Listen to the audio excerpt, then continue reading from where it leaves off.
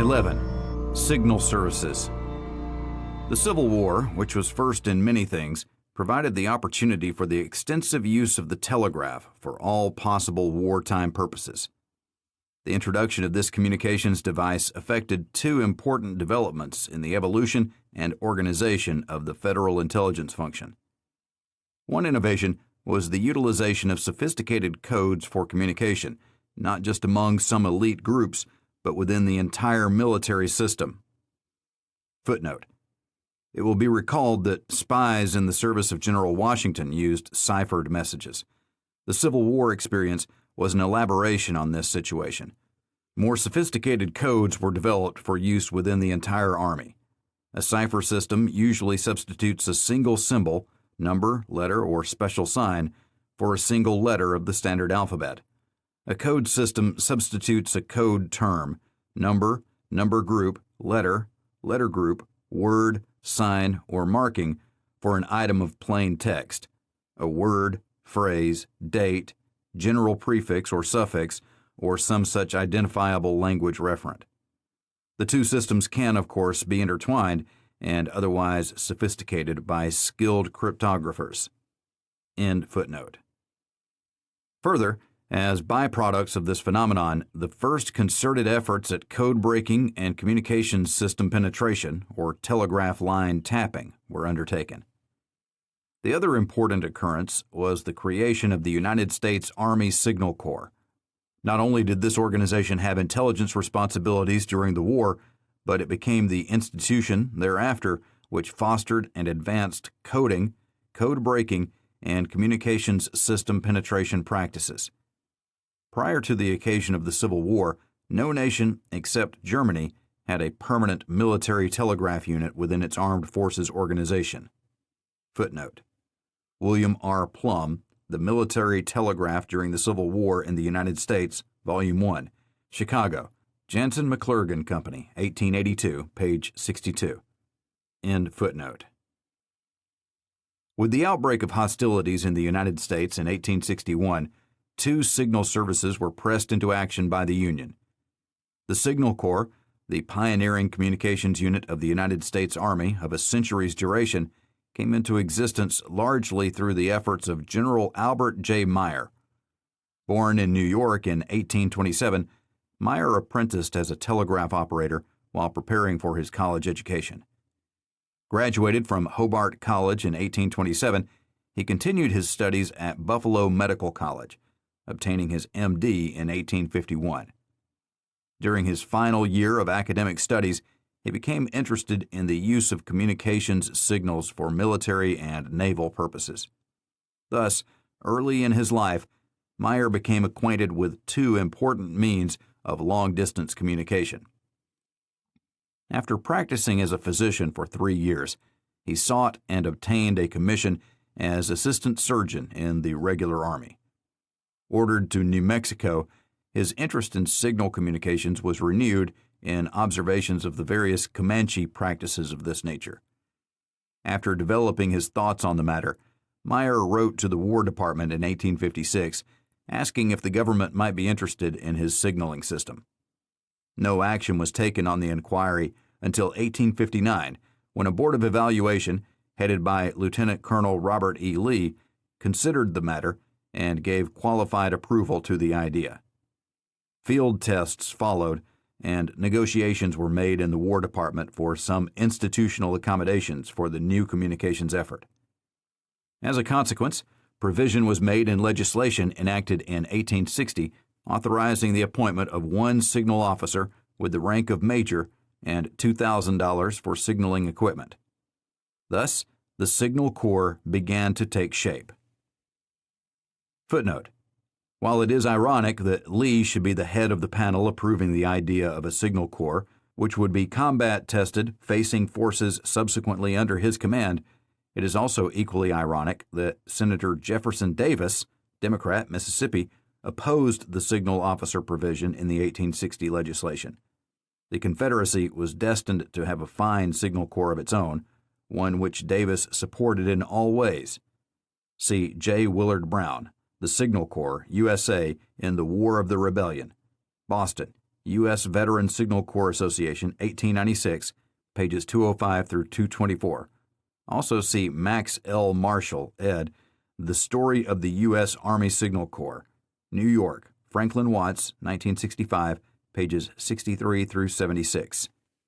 End footnote. Shortly after the initiation of hostilities between the North and the South, Meyer, in May 1861, traveled east, arriving at Fort Monroe in June, where General Benjamin F. Butler ordered details for signal duty, and Meyer proceeded to instruct them. The practical application was a signal line between the fort and Newport News and the directing of artillery fire from a battery at Rip Raps. Such direction of gunfire would be a primary Signal Corps responsibility into the 20th century. Quote, while still assigned to Butler, Meyer sought orders by which he could control all military telegraphy, asserting that the law under which he held his commission gave him general charge of the telegraphic duty of the Army, whether by means of signals transmitted by electricity or by aerial signals.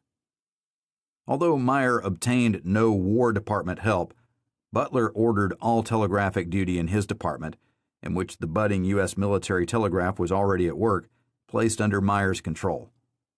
Meyer implied that the immediate results were quite satisfactory, but the historian of the military telegraph later revealed that the word went out sub rosa to all telegraph operators to ignore Meyer while seeming to comply with his orders, and that the Secretary of War soon instructed Butler not to interfere with them.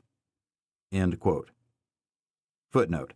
Paul J. Shipes, Union Signal Communications, Innovation and Conflict, Civil War History, version 9, December 1963, 401. The reference to the military telegraph historian is to Plum, Volume 1, pages 71 through 73. Also see Brown, pages 171 to 172. End footnote. The U.S. Military Telegraph, a quasi-military organization created in 1861 to operate the existing commercial telegraph lines, was the great rival of the Signal Corps for control of telegraph communication during the Civil War.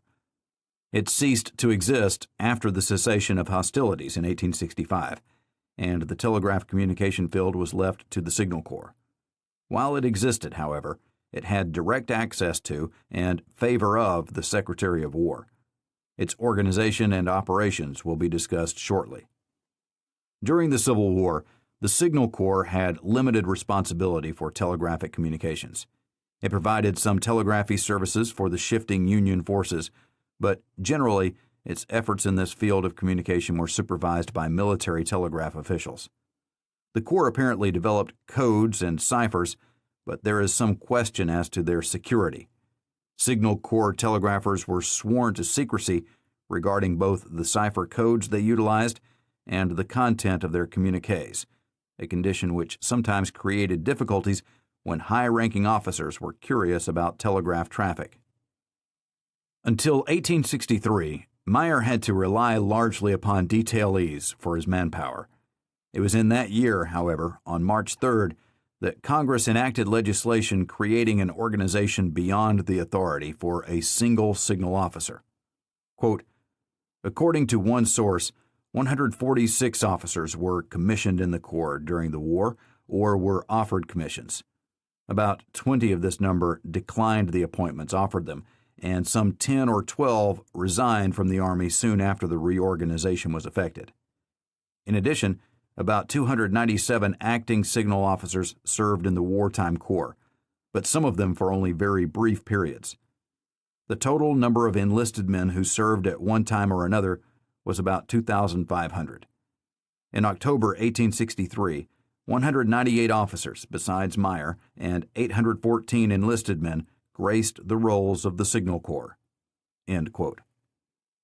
In addition to cryptological activities, Meyer, on the occasion of his assignment to General Edward Canby's military division of Western Mississippi, sought to involve Signal Corps personnel in another aspect of intelligence operations.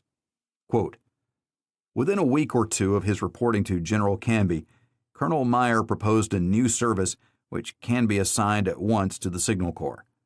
Canby's order of May 30th, 1864 read, "Deserters, refugees, and other persons coming in at any military post in the division of West Mississippi or any of the spots on the east bank of the Mississippi River will be carefully examined by a discreet officer, and the information obtained from them compared and collated with that derived from scouts and other sources, and reported direct to the Chief Signal Officer at these headquarters, Natchez, Mississippi." End quote. It would appear that only this one command utilized a signal officer to coordinate this intelligence information. Meyer completed his war service with General Sherman and sought to continue his military career as Chief Signal Officer of the U.S. Army. In November 1863, he had clashed with Secretary of War Stanton over control of the telegraph lines and the rivalries between the Signal Corps and the military telegraph. As a consequence of this dispute, Meyer had been removed as Chief Signal Officer, and he believed that the action was illegal. Through litigation and politics, he won his reinstatement on October 30th, 1866. The victory for Meyer was total. His position had been made permanent in the recently enacted Armed Forces Act. Stanton was suspended from office, and the Signal Corps was granted sole responsibility for telegraphy in combat zones.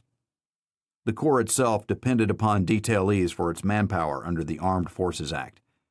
Meyer promoted the visibility of his organization by establishing a Department of Practical Military Engineering, Military Signaling, and Telegraphy at West Point, improved upon the signaling courses at the Naval Academy, and instituted signaling curricula at the Artillery School of Practice, Fort Monroe, Virginia, and the Engineering School of Practice, Willets Point, New York.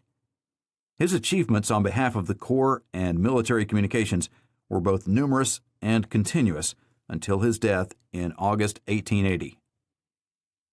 The great rival of the Signal Corps, and in some regards Meyer's nemesis, was the United States Military Telegraph. The organization derived from the expediency of Union seizure and control of the commercial telegraph lines. Quote, "In April 1861, the government took exclusive control of the telegraph lines radiating from Washington, and the function of censoring the dispatches sent over the wires from the national capital was at different times under the charge of the Treasury, the State, and the War Departments.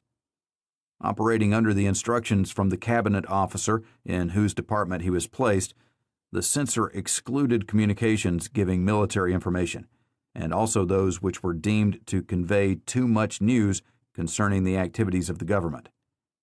Reports of delicate diplomatic questions, criticisms of cabinet members, comments giving the mere opinion of correspondents, advance information of contemplated measures, and stories injurious to the reputation of officers were denied the wires." End quote. With the onset of hostilities and the seizure of the telegraph lines, the government needed some group to operate and maintain the communication system. Secretary of War Simon Cameron enlisted the assistance of Thomas A. Scott of the Pennsylvania Railroad, who provided 4 operators to man the telegraph. Their supervisor was Andrew Carnegie, shortly followed by David Strauss and others. Quote, "The U.S. military telegraph did not obtain formal sanction until Lincoln, in October 1861, authorized Cameron to act on recommendations that had been made by Anson Steger, a Western Union official who had been invited to Washington. On February 26, 1862, under permissive legislation of the preceding month, the President took control of all telegraph lines in the United States, which meant in practice that the military telegraph could use them as circumstances demanded." End quote. Steger became head of the organization, which counted somewhere between 1,200 to 1,500 operators and linesmen. With the exception of a handful of immediate leaders who were given commissions, the personnel of the military telegraph were denied military status in order that field officers could not give them orders regarding communications cloaked in secrecy. Technically, the group was a segment of the quartermaster's department, and the officers in the military telegraph could, by these arrangements, disburse funds and property. If proper channels of communication were to be used, Steger had to send messages to the Secretary of War through Quartermaster General Montgomery C. Meigs, while Meyer could speak directly to the Secretary on behalf of the Signal Corps. Stager, however, soon gained Stanton's favor, and channels were no barrier to the advancement of the cause of the military telegraph. Generally, operators in the military telegraph took an oath of secrecy regarding the contents of messages and their work. On various occasions, these personnel were pressured by field officers to breach security by revealing the contents of telegraph traffic or cipher code keys, but the operators stood fast. The military telegraph also developed its own ciphers and codes. Quote, Anson Stager was the author of the first federal ciphers, which he devised for General McClellan's use in West Virginia in the summer of 1861, before McClellan came to Washington. They were very simple, consisting merely of cards, about 3 inches by 5, on which was printed a series of keywords and arbitraries, the former indicating the number of lines and columns and the route or order in which the message might be written, the arbitrary words being used to represent names of places and persons. When an important dispatch was entrusted to a cipher operator for transmission, he first rewrote it carefully in 5, 6, or 7 columns, as the case might be, adding extra or blind words on the last line if it was not full. A keyword was then selected to indicate the number of columns and lines and the order in which the words of the message were to be copied for transmission by wire. End quote. Stager encouraged his immediate Washington staff to develop new cipher codes and to break those of the rebels. On the general success of the military telegraph in regard to this aspect of intelligence, one authority has written, quote, copies of cipher messages quite often reached the enemy, and some were published in their newspapers with a general request for translation, but all to no purpose. To the statement that in no case did an enemy ever succeed in deciphering such messages, let us add that neither did any federal cipher operator ever prove recreant to his sacred trust, and we have, in a sentence, 2 facts that reflect infinite credit upon the Corps. Fidelity is an attribute of the business of telegraphy. However deficient an operator may be in other qualifications, he is invariably to be trusted with any secret that comes to him in the line of his employment. To a natural disposition to merit such a trust is added a habit or faculty acquired by constant daily experience of keeping the ears open and the mouth shut. End quote. Friction between Stager and Meyer reached a decisive point in the autumn of 1863, when the latter attempted, by public advertisements, to lure telegraphers away from or out of the military telegraph and into the Signal Corps, where they would have charge of the light field telegraph lines which are under the Signal Corps, and which, in battle or at sieges, are run out and worked on the field or in the trenches under fire. For this unauthorized and independent action, Meyer, at the outset, earned Stanton's enmity. Quote, events now moved rapidly. Stager, who could not let Meyer's challenge to the military telegraph go unanswered, wrote Stanton. He spoke of the embarrassment already experienced and the complications likely to arise from the organizing of field telegraphs by the Signal Corps, and advised the propriety of placing the field telegraphs under the military telegraph department, and thus avoid 2 organizations in the same grade of service. He explained that the Signal Corps is now making efforts to secure the best electricians in the service by offers of rank and increased pay, which it is enabled to do through its military organization, an advantage not possessed by the military telegraph. He recommended that either the military telegraph should have all telegraphic responsibility or it should be abolished and the entire responsibility given to the Corps. Stanton's decision was soon made and apparently imparted to Meyer in a difficult interview at the War Department. On November 10, 1863, Meyer was ordered to surrender his responsibilities to the next ranking Signal Corps officer and to leave for Memphis, Tennessee. At the same time, all magnetoelectric telegraphic equipment was to be turned over to Stager. End quote. Thus, for the duration of the war, the military telegraph operated and controlled virtually all telegraph communication in Union territory. Central Command was maintained in Washington, and notable field performances were made under Grant and Meade in Virginia, Sherman in Georgia, and Banks in the River Red expedition. Steger's personal office was in Cleveland, and it was there that Meyer journeyed shortly after arriving in Memphis. The two men worked out the absorption of Signal Corps' telegraphic resources, and Meyer indicated his regret that the two organizations had not established a formal liaison during his command. Quote, "When the Civil War ended, the military telegraph supervised the restoration of commercial telegraph lines in the South, but its control was soon relinquished. Meanwhile, operators and Steger's commissioned assistants remained at their posts until November 30th, 1865, when all operators not at work on strictly military lines or at assigned posts as cipherers in major cities were discharged, paid, and, as one operator put it, in most cases given transportation to their homes. In 1866, the military telegraph lines south of the Ohio River were turned over to commercial companies in relinquishment of claims against the United States, while military lines north of the Ohio were sold. The line from Wilmington, Delaware to Richmond, however, was retained to be operated for the government by the American Telegraph Company. Of the officers, only Steger and Thomas T. Eckert, both of whom received the brevet rank of brigadier general, remained on duty by the end of fiscal year 1866. One operator, Charles Almarin Tinker, remained in the War Department Telegraph Office until 1869. End quote. By the fall of 1866, Meyer had won his victory of reinstatement to Chief Signal Officer of the Army, and the added responsibility attached to the position at that time for supervision of military telegraph operations and related activities. This is Our Hidden History.